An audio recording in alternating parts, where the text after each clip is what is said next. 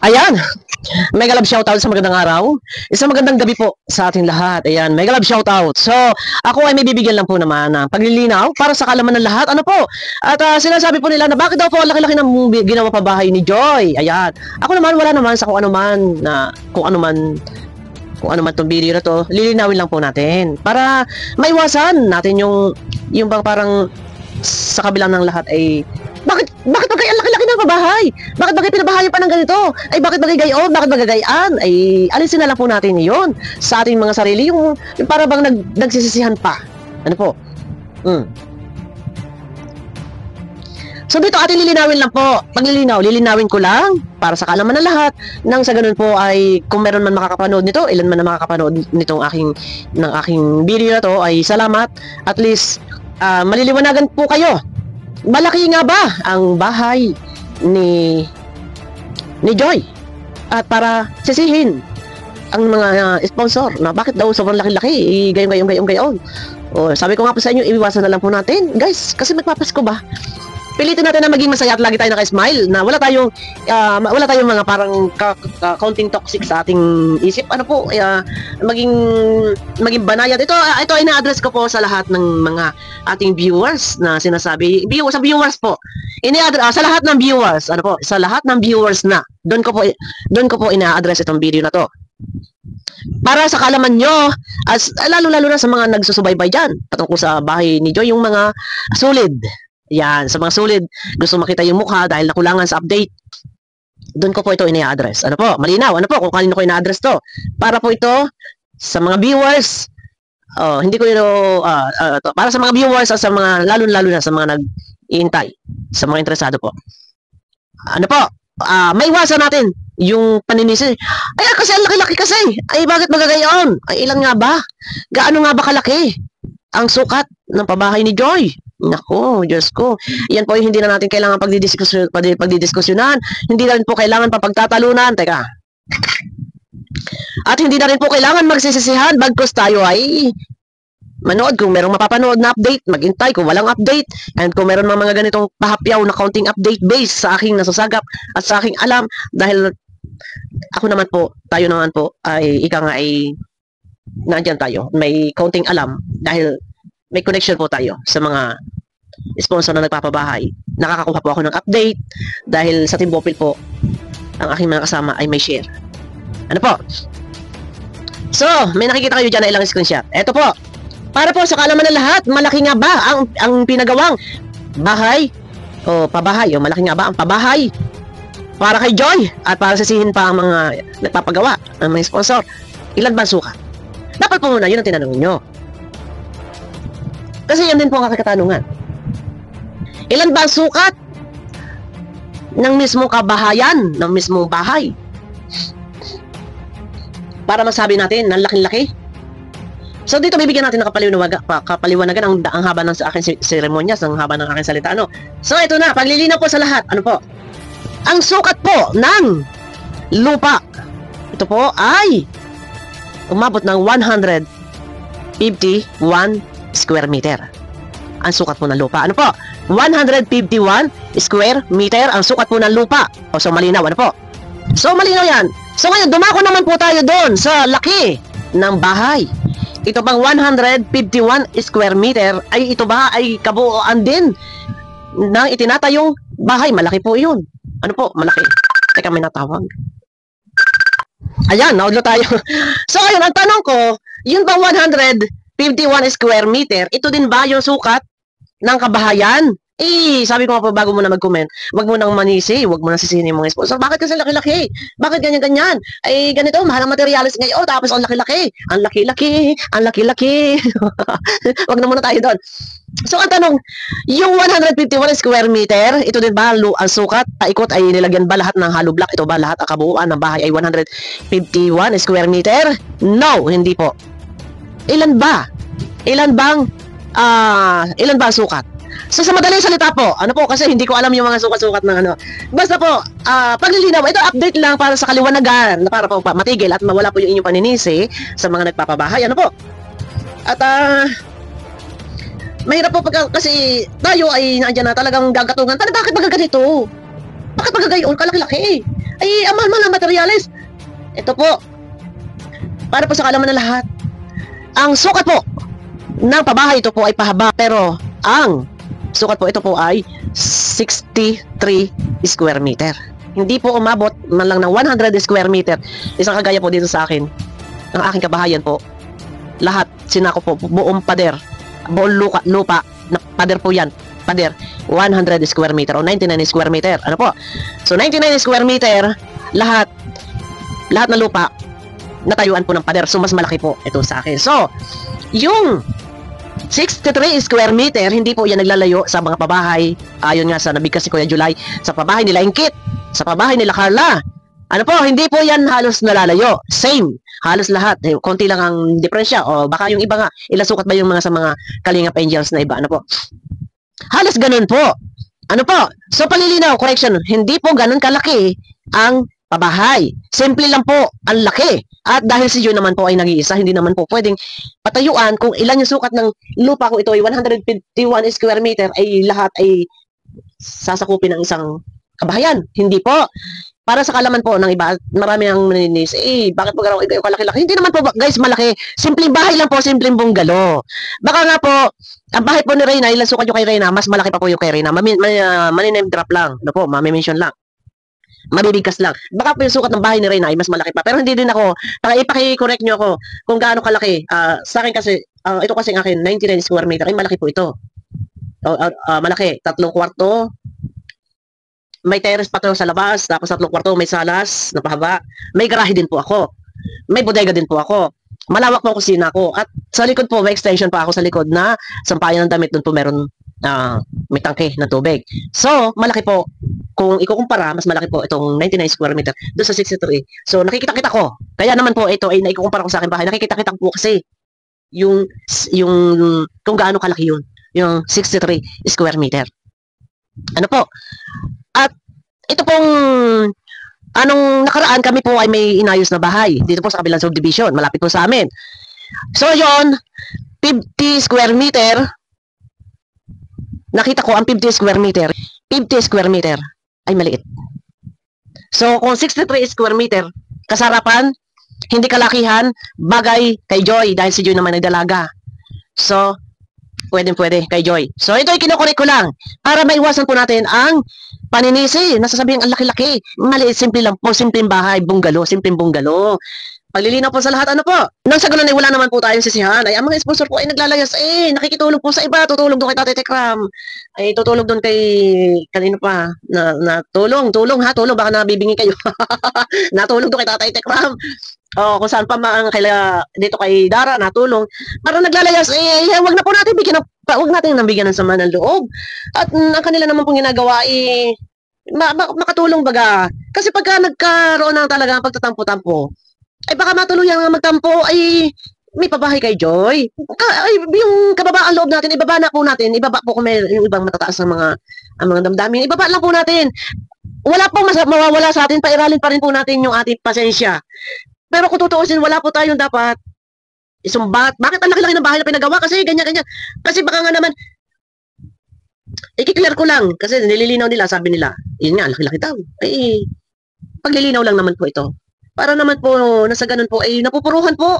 Baka po mamaya, pag hindi naman napagawa ang bahay ni Joy, labas na labas naman po, panunumbat. Susumbatan naman po ang mga sponsor. Saan na po lulugar? Kababaan loob lang po ang kailangan natin at lawak ng pasensya, pangunawa. Pero kung tutuusin, wala naman po ka-issuehan na ganun, kabigat. Meron ng kaunting pagtatalo gatungaw, hindi naman dapat po palalain. Ano po? Ito pa. Sabi nila, ay, bakit daw stop yung pagpapabahay? Yes, in-stop po. Ano po? Dahil meron po kaunting pag-uusap-usap muna. Unang-una, may mga ka-stressan yung mga sponsor na nagpapabahay kay Joy. Unawain po muna. So, nagkakaroon muna ng kaunting pag-uusap-usap. Pero, kung sa pabahay at pabahay, ay tuloy po ang pabahay.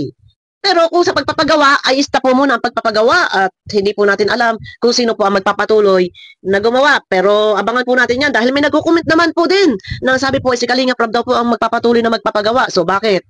Baka naman tatanungin na ng iba, bakit? Bakit si Kalingap Rob? Baka naman maging malaking katanungan na naman sa kanila yon. Bakit si Kalingap Rob? So ito na. Yun lang naman ang akin. Ano po? So, paglilinaw din doon sa isang upload ko, ito kasi yun guys, yung upload ko, ano po, ng isang umaga, ito po. Nakakaroon kasi ng mga pag-ano dito, yung 450k ang nagagastos. So, ang sabi nila mahal daw ang materyales, baka naman daw, kung ito pa lang yung nagagawa, baka naman daw po may mga naka-stock pang mga materyales na hindi pa naikakabit. So, i-clear na lang din po natin ito para po sa kaliwanagan at sa kaalaman ng lahat. Doon po sa 450, so 470 po kasi yun. So, ilas na po muna natin yung 20,000 kasi yun po para sa poso. So, yung 450, yung budget. So, yun pangalan po yung nagagawa. So, makikita nyo po ito. Yung halos wala pang haligi, wala pang buhos yung haligi, wala pang biga. So sabi nila baka raw po ang mga materyales dyan ay may naka-stock ng materyales. Meron man pong materyales pero kulang, hindi rin po sasapat para iyan po ay mabigaan. So i-clear ko lang para sa kaliwanagan ng lahat. Ano po para wala nang sisihan. So ibig sabihin kulang pa yung na-stock dyan. Oh, yon. So ito, sabi ko nga po sa inyo, yung stock doon na gamit, kung yan po ay pagagawa, so yung natirang gamit doon, hindi sapat. So, may pera pa ba? Wala na. Nahawak na pera kay Kuya Andy. May pera, syempre, nandito pa, hindi pa naipapadala ulit. Kaya naman na-hold muna kasi kailangan mo na mag-usap-usap. May mga bagay na kailangan pag-usapan. Ano po, ayusin. So, may pera po para pampagawa. So, si Kuya Andy nahingin pambiling graba kasi nga, wala na. Naubos na yung 450,000. So, ang tanong doon, marami pa bang materyales? Kasi may nagko-comment, baka marami pang materyales na hindi nakakabit. Hindi po ganun karami. Meron man po hollow block. So, kulang. Wala, halos semento. Paano po may kakabit? Makakapagbuhos ng haligi, makakapagbuhos sa biga kung walang semento.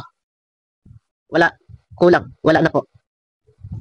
So, sabi, yun nga, base nga sa ano ni Kuya July, and ay kinumpara niya ang pabahay ng Kalingap sa 400, sa 500 budget para sa pabahay, ay may mukha na. So, hindi na mukhang pitos. Parang ganun. So, nasisilayan na yung mukha. So, may mukha na talaga. So, dito, i-clear ko lang ano po, hindi po malaki. Simpleng bunggalo. Simple po para sa mag-asawa at may 2 anak. Parang ganon. Ang laki po ng bahay ay kasya-kasya. Ano po? Hindi po siya ganon kalaki. Kaya wag po tayo maninisi muna. Ito, para naman hindi na ma-stress ang ating mga minamahal na sponsor. So, doon po, sa 450 ubos ang budget. So, may stock ba? May stock ba na materyales? Hollow block. So, marami ba stock ng semento para sa pampahaligi at pampabiga at saka sa finishing? Medyo malaki kakainin yan sa loob at labas ng bakod. Sa finishing. Kung matambok yung kabila, tatapatan po yun. So, baka kulangin pa ang mga 50 sako na semento. So, wala pang bubong. So, anong gagamitin? So, dyan po sa estimate nila, yung iba, kung kaya mag-estimate po sa 63 square meter. So, pwede nyo estimate kung ilan lahat. Ito na, paglilinaw. So, abangan na lang po natin. Kasi may nagko-comment, sabi nga nila ay, ewan ko, hindi ko alam kung sino nagsasagap ng iba. Si Kalinga Prab daw. Abang po tayo. Baka naman maka-question na naman ng iba, bakit si Kalinga Prab nang gagawa? Huwag na, magparatang tanong. Ito ay paglilinaw lang ang highlight ng ating video. Huwag po sisihin, huwag po sabihin na, bakit kasi sponsor, ang laki-laki ng pinapagawa, huwag na po masisihan. Hindi po malaki. Simple lang po sa isang single. So, walang asawa. 63 square meter. Kung may isang anak ka, maluwag ang bahay. Pang dalaga, ang sukat po ng bahay. Para sa kalaman po ng lahat. Ayan po, ano po. So, bahala kayo, mag-isip po, ano pa man ang inyong iniisip, basta ito paglilinaw lang. Maliit lang po bahay, simpleng bunggalo, hindi po ganun kabongga. Sabi ko nga sa inyo, baka mas malaki pa yung bahay ni Reyna. Based sa aking estimate. Kasi hindi po siya umabot ng, kasi nga, kung ikukumpara ko, hindi kasi ako marunong magbasa ng mga sukat eh. Kung ikukumpara ko lang sa 100 square meter o 99 square meter, malaki ito. Ayun, 63. Paglilinaw lang po, 151 square meter po ang lupa, pero hindi po yan sinakop lahat. Natirikan ng bahay. Yun. Para po sa kaalaman, halos 151. So, yung 51 na lang na butal ang sinukatan, dagdagan na lang ng konti. Yung butal na lang na 151 square meter. So, yung butal, yung 51, yun na yung tinayuan ng bahay. So, dinagdagan na lang ng konti para maging 63 square meter. Pahaba po yun ang bahay. O, yun na, malinaw. Malinaw na po. So, doon pa lang, meron na siyang 450 na nagagastos. So, yun pa yung mukha niya. Hindi pa tapos. So, tinatanong ng iba, baka sinasabi ng iba, baka marami pang stock dyan. Wala na po. Pera. Nahawak kay Kuya Andy. So, kailangan po ng graba. Pero tuloy po ang pagpapabahay. In-stop lang pansamantala. Kasi siyempre, kailangan mag-audit muna. Siyempre, ganun naman talaga eh. Siyempre, lalo. Magpapabahay kasi. So, magtutuusan muna, ano. So, pag natuos na ulit, magpapadala ulit. Oh. Ganun lang po yon. Pero may nagko-comment nga si Kalinga Prab daw. So bakit? Oh, bahala kayo dyan. Mag-isip ng iba. Wag na lang iwas na lang pang ano guys, para pwede naman po kayo magsalita, mag-comment in a nice way naman. No po, para hindi naman lagi nang tampak kasi, ay kasi nga, ay kasi, ay kasi, ay kasi, ay kasi. Lagi na lang ganun. Yun na lang ano, pairali po natin ng ating kababaan. Kaya naman po natin yan. Ito po ang video na to, ina-address ko sa lahat ng mga viewers, sa viewers lang po, at sa mga nag-iintay dyan ng update, at lalo na doon sa mga naninisi na bakit kasi kalaki-laki baga? Ay, hindi po malaki ho! Ay ano baga eh? Sukat po bahay pandalaga, bahay pang single po. Simpleng bunggalo lang ho. Sabi ko nga 151 square meter yung sukat ng lupa, hindi po yun nilagyan lahat. Hindi po yun lahat sinako para sa kabuuan bahay. Ano po? 151 square meter, iulitin po natin. Yun pong butal na 51 square meter, yun po ang tinayuan ng bahay, dinagdagan na lang po ng kaunti para maging 63 square meter. Ano po? Pag-update lang po ito, paglilinaw lang po para sa kalaman lahat. Nang sa ganun, naiwasan naman po ang sisihan. Kasi yung aking post kahapon ng umaga, ang daming mga, ay, akalaki-laki naman daw tapos gayon-gayon naman daw, gayon-gayon, gayon-gayon. So ito ay paglilinaw lang po. Yan, para sa kalaman po ng lahat. No. So, kayong bahala. Ano man ang isipin ng iba, wala na akong magagawa. Basta ako po ay update na lang din. Dahil kung wala man pong update si Kuya Andy, ay marami na nagtatanong, dahil ayan na, nandyan na, kahit kung may konti akong alam, at bago naman ako magsalita, hinihingi ko muna po ang approval ng sponsor bago ako magsalita. Ano po? So, sinabi ko, pwede ko ba sabihin? Okay lang po ba na i-update ko? Sabihin ko kung ilan yung sukat ng mismong kabahayan? Nang sa gano'n naman po, hindi kayo nasasisi at sinasabi nga po, bakit baga kayo nagpagawa ng kalaki-laki? Ay, tapos gayon. Ay, sabi naman po, sige, pwede. Hinihingi ko naman po ang approval muna. Ayan. So, yun na. Abangan nyo ako sa next video. Mega love shoutout po sa inyo lahat at pakiclick naman po ng thumbs up. At pakihingi naman po ng tagi-isang puso. Muli po. Ayan. Ilang araw na lang po at December na. Ayan. So, naway maghari ang kababaan ng ating mga damdamin. Yun lang naman. At lawak ng pasensya at haba ng pangnawa. Konting bagay, hindi naman kailangan pagtalunan. Meron man nagsasalita, bibigay ng linaw, gigil, pero cambio. Ako, gigil ako kay Vincent Calyada. Ano nangyari Vincent Calyada? Nagsasalita ako, gigil ako, pero nabawi naman ako sa ibang video. Ayun na, guys. Abangan nyo ako sa next video. Mega love shoutout po sa inyo lahat. Ayun.